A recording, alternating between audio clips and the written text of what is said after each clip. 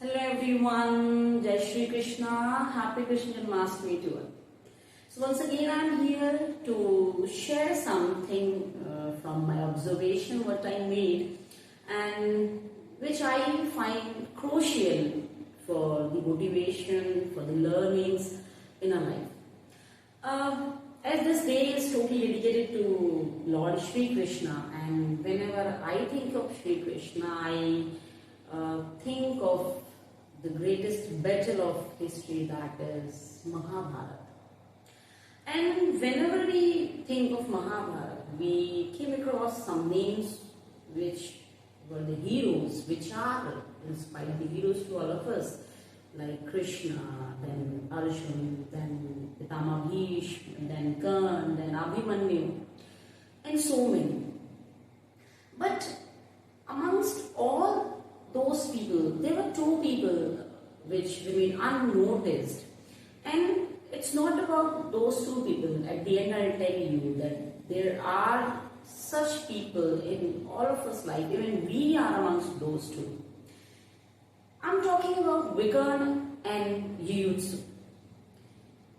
Let me give you a brief introduction of Vikarna and Jujutsu first. Although I know that many of you are knowing about these two people. Actually, Dhritarashtra, Pandu and Vidur, they were three brothers. And Vidur was not a son of the queen, rather he was a dasi with Vidur. And same thing happened with Dhritarashtra. That we know that Dhritarashtra was having 100 sons. But he was not having 100 sons, rather he was having 101 sons. And one daughter, of course. Duryodhan, Dushashan, and 100 sons, and Dushana was his daughter. And during these 101 children were in the process of birth, Dhritarashtra was concerned that if these children will take a lot of time for the birth, how he will become the king.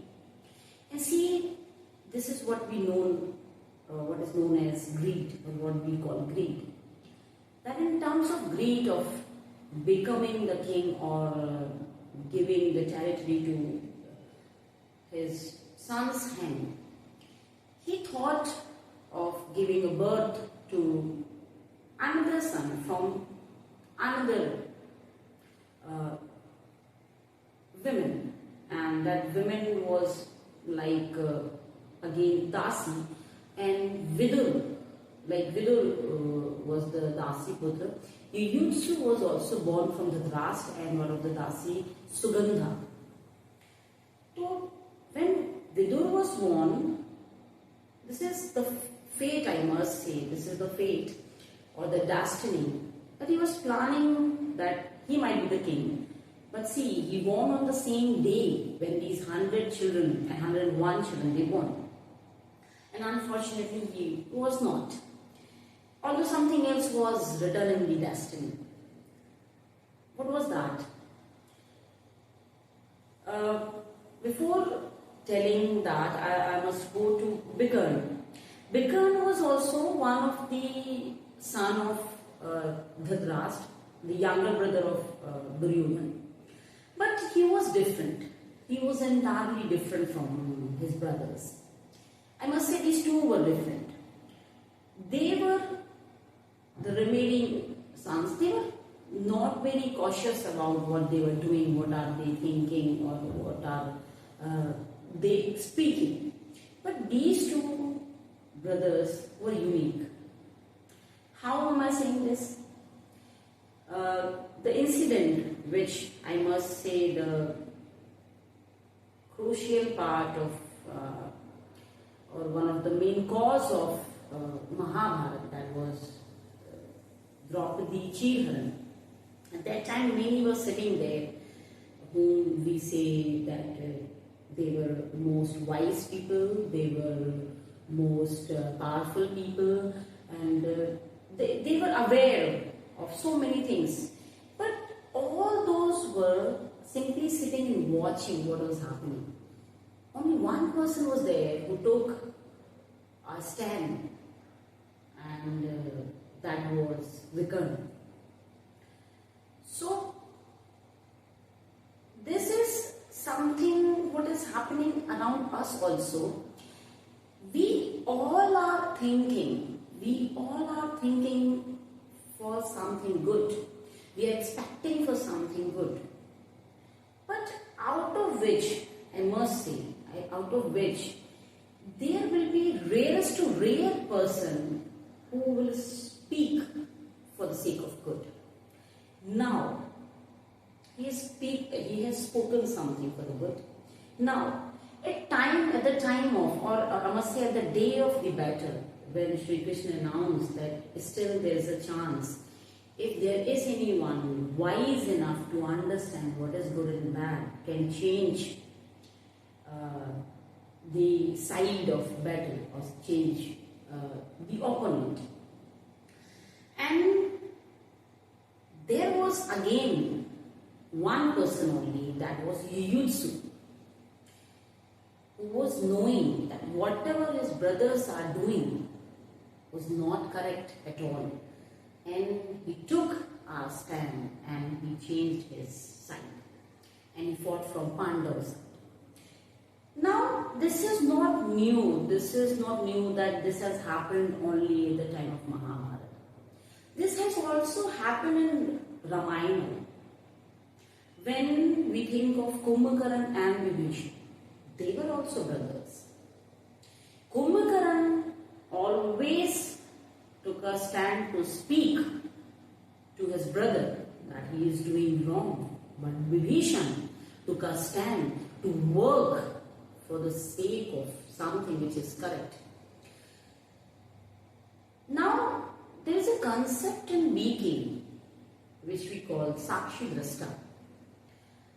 And this word means that whatever we are doing, whatever we are acting, if we can take an aerial view, and that aerial view can tell us, are we doing correct or not?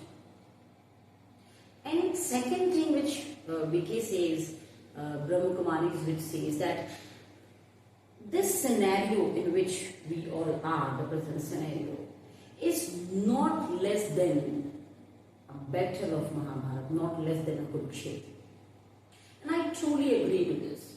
We all are rushing towards a dream, towards a work, towards family, towards something or the other. We all are the troopers, we all are the fighters, we all are struggling either for physically or mentally or financially, emotionally. We all are the troopers, we all are struggling. But when we all are struggling, we all are expecting something good, out of which very few are speaking for the sake of good, out of which fewer than few are doing for the good. And such people are around us. Such people are those who are not actually the heroes. They are not in the category of heroes. But they are in the category of people, those who live their life to the fullest. They know their face. They know their face that everyone cannot win. But everyone can act for something which is good. Now, why I have spoken all this, how it is all related to all of us, or how this all can help to my people, maybe my colleagues, maybe my friends, maybe my family, maybe my students. How this can help you out. See, what am I noticing nowadays? There's a very good concept running in the market and spreading like anything. The concept, think about yourself first. Because if you are happy, you can make others happy. I don't know how this concept has come to market and how this concept becomes so famous and people are crazy about it. This was never into a culture, this was never into a civilization. We are from the civilization where we talk about Vasudhaiva Kutumbakam, where we say that every one of us are the part of a family. We all are a family. And if we don't have the ability to do something good for ourselves, we must do good for others. Even we always took the stance for others, it's not about us. Nowadays I'm watching people that say that I'm happy if I'm doing something for myself, for my family. What about the society? Who will think about the society? At this scenario, from this mindset, do we think we can have good politicians? Do we think we can have good teachers? Do we think we can have good doctors? We are that much selfish. We were always taught, whatever condition you have, whatever scenario you are, you must help people if you can. You must help those who are needy. You must live for others. Because human is the only creature in this world who can work for the mankind, who can work for others' welfare. We cannot expect this from the animals. We all know. So, on this day, on this auspicious day, what I personally think, somewhere we all are getting indulged to this thought that first of all, I'll make myself happy. I will work for myself. And this particular thought, giving importance to ourselves, I'm asking you a question. Those heroes which I took a name in the beginning, where are those? And we are not even among those. How can we give such importance to others? How can we give such importance to ourselves that I am only the one who is important? We are nobody. We are just nobody. Just take an aerial view and see. There are a lot many people around you who are wise, who are powerful. Still, they are working for others. And this is only the way by which we'll be satisfied and we can create a beautiful, beautiful society. So thank you so much for listening to me, and I guess you must understand something from my words. Once again, happy Krishna Janmashtami to all.